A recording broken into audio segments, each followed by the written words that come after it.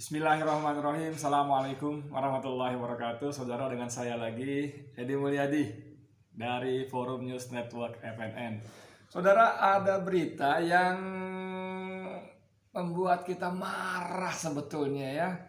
Bayangin beritanya judulnya gini, 97.000 data PNS misterius. Pegawainya tidak ada, tapi masih terima gaji sejak 2014 lalu. Edan nggak, bos? Edan nggak nih? Jadi berita ini mengatakan Kepala Badan Pegawaian Nasional BKN Bima Haria Wibisana mengatakan ada 97.000 PNS yang setelah ditelusuri ternyata tidak ada orangnya. Ironisnya, mereka masih menerima gaji dari pemerintah setiap bulannya. 97.000 tidak ada orangnya, tapi masih terus menerima gaji setiap bulan dari pemerintah, dan itu paling sedikit sejak 2014, alias sudah 7 tahun. Atau kalau kali 12 alias sudah 84 bulan. 84 bulan ada 97.000 pegawai PNS fiktif yang setiap bulan menerima gaji. Top nggak? Top nggak? Ya, saya coba hitung-hitung ya. Tadi di kalkulator di sini juga, di handphone juga.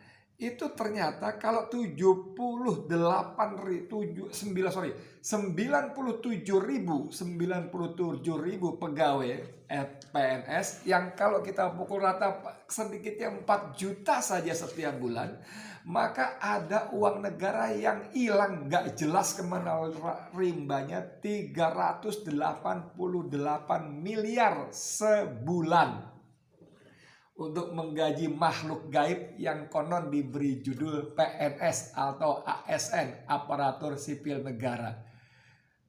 388 miliar, bos, sebulan, bos. Hah? Setahun berapa? Kalau kali 12, oke, kita hitung kali 12 ya, mumpung masih ada kalkulatornya.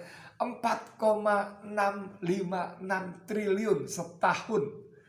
Uang yang gak jelas membayar hantu yang diberi judul ASN itu.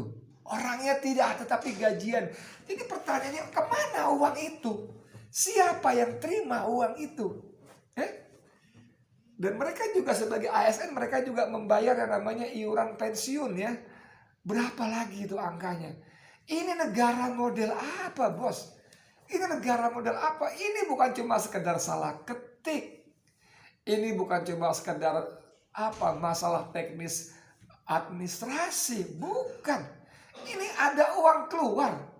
Negara membayar 388 miliar sebulan untuk 97.000 PNS fiktif. 4,65 triliun atau 4,66 triliun. 4,66 triliun satu tahun uang negara blas. Kalau 7 sejak 2014 kali 7 lagi, kita hitung lagi aja. Menyebalkan sekali negara ini. 32,6 triliun, bos. 32,6 triliun uang negara hilang dimakan hantu belau setan belang kurang ajar. Saya nggak tahu ini tanggung jawab siapa. Apakah BKN sebagai badan kepegawaian nasional, atau ada pihak lain yang sengaja memang mengutak-atik lalu uangnya ditampung. Dan ini tidak mungkin dikerjakan satu manusia. Ini pasti ada kelompok. Ini pasti ada sindikat. Bayangkan di tengah situasi pandemi yang konon katanya kita babak belur, yang konon katanya pemerintah nggak punya uang, yang sampai untuk membayar gaji ke-13 PSN kemarin aja hanya gaji pokok saja, yang kemudian mereka rame-rame bikin semacam petisi, yang kemudian juga disesalkan oleh bos-bosnya kenapa pakai bikin petisi. Nggak punya duit, bos, nggak punya duit. Yang untuk membayar bunga utang saja 1 tahun kita tahun 2021 ini 373 triliun untuk bayar bunga utang saja. Kita nggak punya uang. Untuk bayar bunga utang itu pun kita ngutang. Sri Mulyani Menteri Keuangan terbalik dunia itu Nggak ada cara lain selain ngutang dan memeras pajak pada rakyat. Belum lama dia memberlakukan PPN, akan memberlakukan PPN pajak pertambahan nilai naik dari 10% menjadi 15%. Wih, ini luar biasa. Ini kelakuan Menteri Keuangan yang mau cari gampangnya saja. Panik dia. Akhirnya lagi-lagi rakyat yang diperas. Sebagai rakyat, belanja apapun kita kena pajak. Ya, kita makan di tempat-tempat warung-warung fast food, beli ini, beli itu, semuanya kena pajak 10%, tiba-tiba sekarang mau naik jadi 15%. Memang yang mungut adalah pengusaha, tapi kan pengusaha akan meneruskan lagi kepada konsumennya. Aneh, orang ini aneh. Tapi kembali ke soal tadi 97.000 tuh. Anda mau komentar apa dengan kondisi seperti ini? Dari 2014 40 berapa tadi, 32,6 triliun uang kita hilang. Itu kalau digunakan secara benar untuk meningkatkan ekonomi rakyat, ekonomi menggelinding. Bukan sebaliknya, sibuk memeras uang dari kantong rakyat, dipungut, diambil, dirogoh dirogoh oleh Menteri Keuangan terbalik dunia kita ini, yang mengerikan sekali, saudara. Tapi kembali ke 97.000, siapa yang harus bertanggung jawab? Menteri Keuangan, siapa pejabatnya? Siapa orang di balik sini semua? Sudah berapa banyak uang yang mereka lipat dengan jurus 4 lipatnya? Sungguh-sungguh kita nggak habis ngerti deh. Rakyat diperas, segala macam, sementara mereka menikmati uang haram dengan cara yang amat mudah dan sepertinya bisa berlangsung selama bertahun-tahun.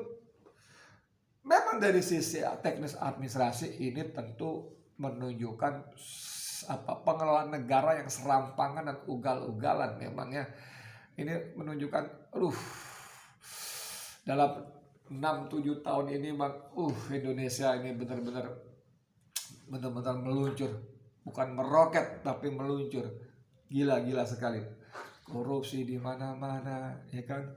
Anggota dewannya banjir fasilitas, kemarin malah sibuk dengan nomor plat khusus, ya kan? Lalu ada gedung dewannya masang lift aja 58 miliar, bikin masang lift baru 58 miliar, saudara. Sementara rakyatnya banyak yang kena PHK, kan katanya pandemi, COVID segala macamnya. Justru dengan di tengah situasi yang sangat terjepit, dinaikkan pula pajaknya sehingga anggota dewan dari Golkar, kalau nggak salah Misbahun itu mengatakan Sri Mulyani meniru cara company. Lalu ada lagi yang terbaru, mau menambah layer perpajakan seolah-olah berani kepada orang kaya, ya kan? Mereka yang berpenghasilan di atas 5 miliar akan kena 35%, seolah-olah gitu loh. Seolah-olah pada prakteknya untuk orang-orang kaya dan super kaya, penguasa kita memberikan banyak sekali keringanan dan kemudahan pajak. Kalau Anda punya uang, Anda investasi, Anda bisa dapat bukan keringanan pajak, pembebasan pajak selama 20 tahun. Ini negeri ini, kepada siapa kita mesti mengadu, saudara? Pada siapa? Pada rumput yang bergoyang, kata Ebit GAD. 97.000, kalau kali 4 juta saja 338 miliar. Banyaknya sekali yang kita bisa perbuat. Ya, ujung-ujungnya tentu saja kita minta pertanggungjawaban kepala eksekutif kita, ya. Kepala negara kita, kepala pemerintahan kita, kepala eksekutif kita, Yang Mulia Sinuhun Joko Widodo. Lu jangan gitu dong, Joko Widodo gak tahu apa-apa, jangan dibawa-bawa. Iya, setuju saya, dia gak tahu apa-apa. Dia gak tahu apa-apa, tapi maksud saya dia gak tahu apa-apa, ya, bukan kata saya, kata orang tadi. Tapi maksud saya bahwa dia adalah penanggung jawab utama kepala pemerintahan eksekutif, Menteri Keuangan, BKN, Badan Kepegawaian BKN dan sebagai apapun namanya, itu semua di bawah presiden. Dan apalagi Presiden bolak-balik mengatakan tidak ada visi dan misi menteri, ya. Tidak ada visi, yang ada visi dan misi presiden. Aduh, ngeri sekali. Bagaimana kita memperbaiki negeri ini? Rakyat diperas, rakyat ditindas, dipajaki, ambil uangnya, dirogoh uangnya untuk bayar utang yang dia tidak tahu utang itu untuk siapa. Yang sekarang udah hampir 7.000 triliun dengan bunga setahunnya mencapai 371 triliun bunganya saja. Dia tidak tahu untuk apa dan siapa yang menggunakan uang itu. Tapi mereka dipaksa membayar dengan cara diambil pajaknya, membayar harga lebih mahal dan seterusnya sebagainya. Allahu Akbar. Ya wes lah, mungkin kita mesti punya stok sabar lebih banyak ya. Bunyi gini aja bukan tanpa risiko kan? Nulis di Twitter, di Facebook, di apalagi akun Instagram juga bisa dipelototin dengan undang-undang ITE, apalagi bunyi kayak kemarin kita turun ke jalan juga digebah, diusir-usir dengan dalih prokes segala macam. Aduh, ngeri sekali. Ampun. Kita berharaplah semoga semua kekacauan ini segera berakhir. Kita berharap bahwa Indonesia benar-benar akan bangkit di bawah kepemimpinan orang yang benar-benar tepat. Bukan orang yang mengatakan saya tidak membaca apa yang saya tanda tangani. Ngeri juga ya. Saya Hedi Mulyadi untuk FNN. Assalamualaikum warahmatullahi wabarakatuh.